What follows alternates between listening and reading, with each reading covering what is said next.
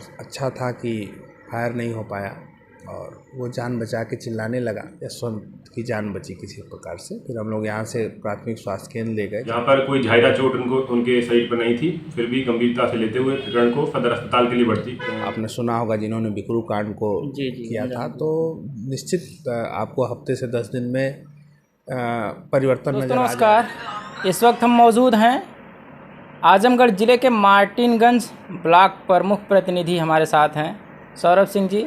इनसे बात करते हैं जो मुख्य ब्लॉक प्रमुख हैं, उनके साथ कुछ घटना घटित होती है, उसी के बारे में पूरी जानकारी इनसे लेते हैं। और जैसा कि आप लोग साथ ही रहते हैं, तो क्या चूक हो गई कि उनके साथ ऐसी घटना घटित हुई? भैया स्वागत है हमारे चैनल पे। चूक कुछ नहीं हुई, बस ऐसा कोई अंदेशा नहीं था, किसी से हम लोग ने उम्मीद नहीं किया था कि इस तरह की घटना हो सकती, नहीं तो कोई चूक नहीं होती। और हम लोग साथ ही आजमगढ़ से आए और यहीं सामने ही गाड़ी खड़ी करके हम लोग घर में गए और वो अपनी बाइक लेके, चूँकि यहाँ से लगभग 500 मीटर की दूरी पे यशवंत का घर है, तो यहाँ से बाइक स्टार्ट करके अपने घर जा रहा था। और हमारे 2 घर के बाद हमारा पीछे पुराना घर है, उस घर के पीछे लगभग 300 मीटर सुनसान रास्ता है। पहले से घात लगा के वहाँ 4 बदमाश जो हेलमेट भी पहने थे, वो पहले से घात लगा कर बैठे थे और अकेले उसको पाकर हमला कर दिए। और अच्छा था कि फायर नहीं हो पाया और वो जान बचा के चिल्लाने लगा, मारपीट हुआ, चिल्लाने लगा। देख के आमजन जब दौड़े तो वो सब बदमाश लोग अपने को बचाने की कोशिश में भाग खड़े हुए और यशवंत की जान बची किसी प्रकार से। फिर हम लोग यहाँ से प्राथमिक स्वास्थ्य केंद्र ले गए, जहाँ से डॉक्टरों ने उसे रेफ़र किया और सदर अस्पताल में भी वो एडमिट है, स्वास्थ्य लाभ ले रहे हैं। इस समय तबीयत उनकी ठीक है? हाँ ठीक है, स्थिति कंट्रोल में है। भैया कौन लोग थे वो जो अब ये पुलिस का काम है, पुलिस अपना जांच कर रही है। हम लोग को जिन पे संदेह था हमने प्रशासन को अवगत करा दिया है और हमें पूरा भरोसा है कि प्रशासन निष्पक्ष कार्रवाई करेगा, दोषियों को जरूर सजा मिलेगी। किस दिन की घटना है ये? किस दिन? ये परसों रात की घटना है। परसों दिन मतलब कल रात की घटना है ये। कभी इसके पहले कभी यशवंत ने ऐसा कुछ नहीं बताया था प्रमुख जी ने? नहीं, ऐसा कभी कुछ कोई अंदेशा ही नहीं था, कभी ऐसी कोई बात ही नहीं थी। और क्या कहेंगे लोगों को जो आए दिन घटनाएं हो रही हैं आजमगढ़ ज़िले में? कहीं ना कहीं कोई ना कोई घटना ज़रूर हो जा रही है, क्या कहेंगे लोग कैसे सतर्क रहें? नहीं, ऐसा नहीं है, सरकार अपना काम, प्रशासन अपना काम बखूबी कर रही है। अभी हमारे यहाँ बहुत अच्छे कप्तान साहब आए हैं, आपने सुना होगा जिन्होंने बिकरू कांड को किया था, तो निश्चित आपको हफ्ते से 10 दिन में परिवर्तन नज़र आ जाएगा जनपद में।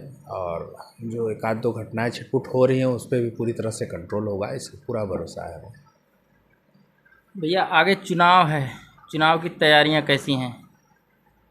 चुनाव अलग विषय है, चुनाव की तैयारियां क्या करना हो तो डेली हम लोग 5 साल से ही जनता में हैं, तो तैयारी ही है, उसमें कुछ नई तैयारी नहीं करना है। कोशिश किया गया हम लोग धरातल पे काम को उतारने का। पहले लोक प्रमुख ऐसा पद होता था कि जनता प्रमुख से रूबरू नहीं हो पाती थी, चंद बीडीसी लोग और कुछ माननीय लोग ही प्रमुख के पास पहुंच पाते थे।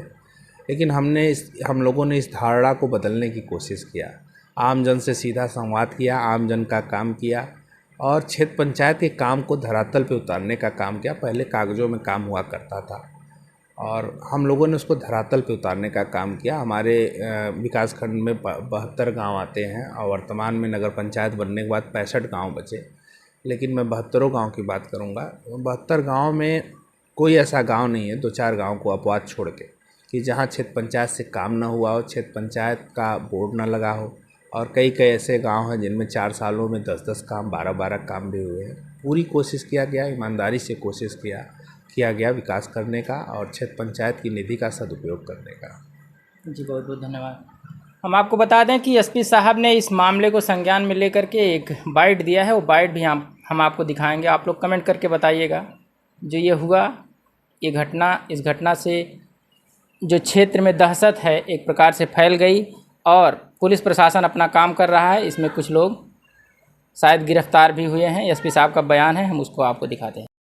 थाना दीदारगंज के अंतर्गत कल रात में यह सूचना प्राप्त हुई थी कि वहां के ब्लॉक प्रमुख मार्टिनगंज यशवंत शर्मा द्वारा यह सूचना दी गई थी कि उनके ऊपर 4 अज्ञात व्यक्तियों द्वारा मोटरसाइकिल अपाचे से आकर हेलमेट पहने हुए थे, उनके द्वारा फायरिंग की गई। फायरिंग मिस होने के पश्चात उनके द्वारा बट से प्रहार किया गया और गला दबाने का भी प्रयास किया गया।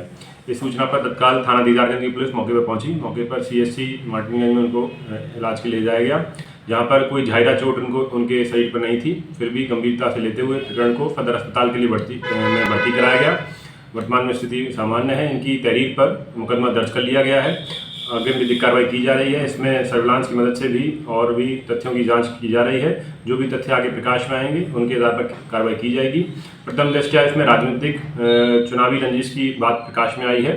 सभी तथ्यों की गहराई से जांच की जा रही है। जो भी तथ्य प्रकाश में आएंगे उनके आधार पर कार्रवाई की जाएगी।